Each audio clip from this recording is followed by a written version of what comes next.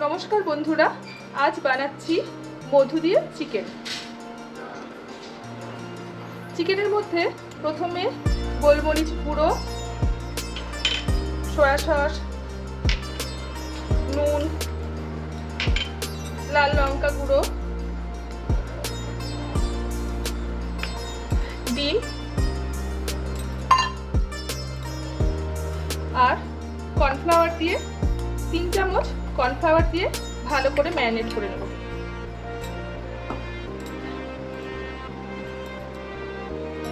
এইভাবে মাখিয়ে আধ ঘন্টার জন্য রেখে দেব। গ্যাসের মধ্যে কড়াই চাপিয়ে ওর মধ্যে তিলটাকে একটু ভেজে নেব।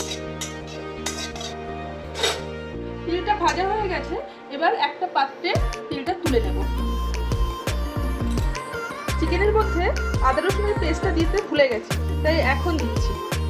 এখন দিয়ে ম্যারিনেট করে রাখবো।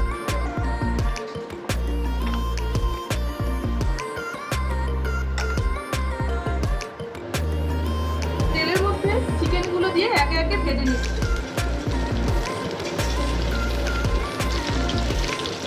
এইভাবে চিকেনগুলো ভেজে নিচ্ছি।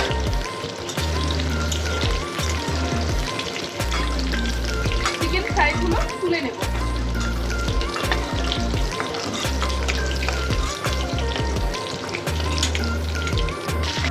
সব চিকেনগুলো ভাজা হয়ে গেল। এবার একটা পাত্রের মধ্যে 2 চামচ মধু,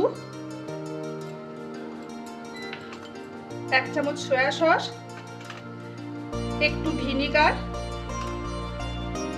বেশ অনেকটা টমেটো কেচাপ, একটু চিনি আর একটু জল দিয়ে ভালো করে ঘুটে নিতে হবে।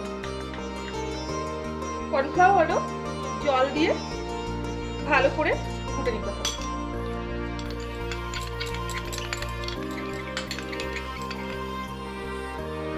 এবার মধু আর সসের মিশ্রণটা কড়াইয়ের মধ্যে দিয়ে দিলাম।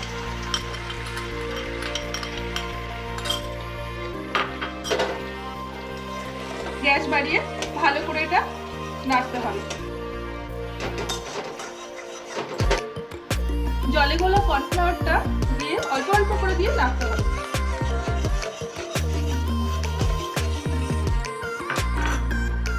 এর মধ্যে চিকেনগুলো দিয়ে দিলাম। ভাজা তিলটাও ছড়িয়ে দিলাম।